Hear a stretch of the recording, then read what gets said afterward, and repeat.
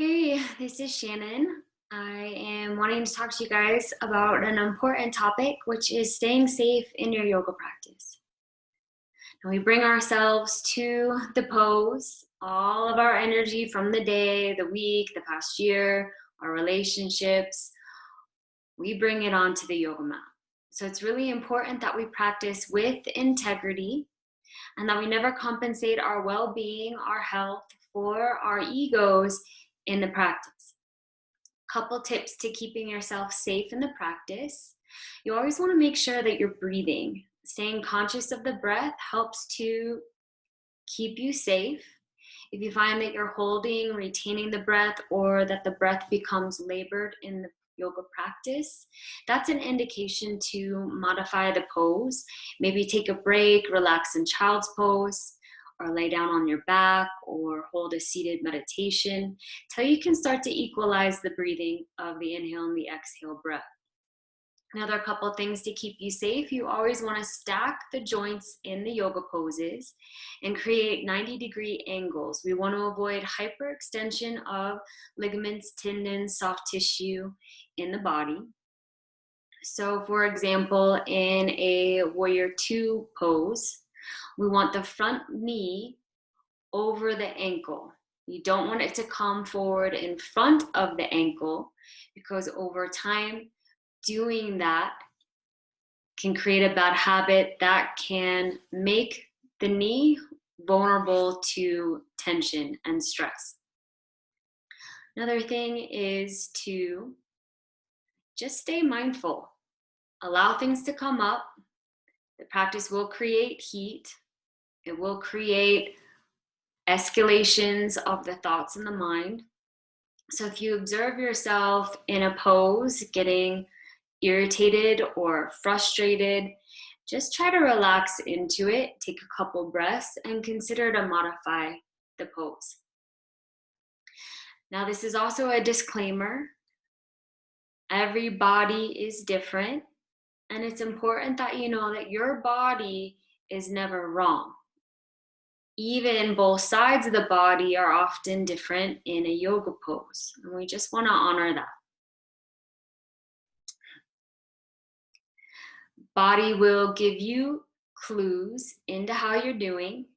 We never want to feel sharp, searing, stabbing, or burning, numbness, or tingling in a yoga pose. If we do, that is a good indication to release the posture.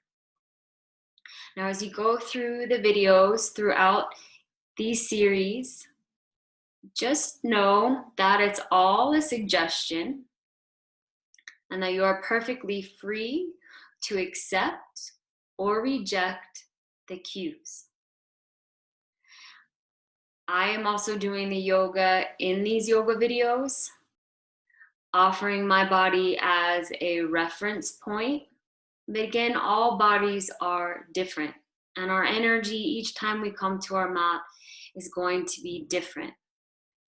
If you're consistent and follow me, you'll see that in some videos I might have great alignment, I might have good balance, and in other videos I may be off balance. It may look a little less into it. That's because I'm probably tired. So just honoring yourself, knowing that it's never about being perfect in a yoga pose or being perfect, that the practice is about being. And the hardest part of it is showing up, but that's the goal. We're training for our presence. And the practice of yoga carries into our everyday life and activity. Our goal in the practice of yoga is to create union between mind, body, thought, action, our words, and to align all of this with our values. We also are healing deeply in the yoga practice. Our body stores a lot of our trauma, a lot of our belief systems that may have assisted us in the past, but can be resolved now. So just allow all of that energy, all of the thoughts, all of the past to come up.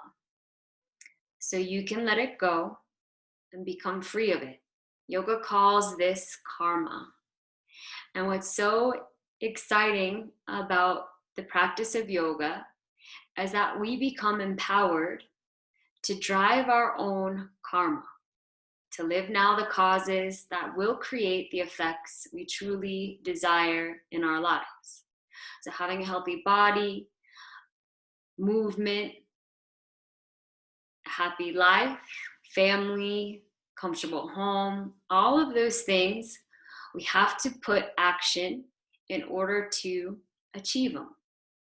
So yoga is action, conscious action, aligned with integrity, aligned with the breath, which has so many physiological benefits, balancing the nervous system, the endocrine system, flushing our circulation, detoxifying the organs, releasing toxins from our cells. So many benefits. So I just want to thank you so much for practicing and choosing me to be your guide. I really encourage you to stay present with yourself throughout the practice and encourage you to have discernment. If something doesn't feel right, don't push it. If you feel you have the energy to try to play your edge, go for it. And many of you can add on to the yoga sequences that I guide. Some of you may be able to kick up into a handstand or go into scorpion or do an exotic back bend. Go for it. Celebrate. Celebrate the movement of your body wherever your body's at, your age, whatever, and just enjoy. Let's enjoy this precious life while we have possession of it. And remember to honor that life in all beings everywhere. Thank you so much for choosing me to be your yoga guide. I look forward to seeing you on the mat. Namaste.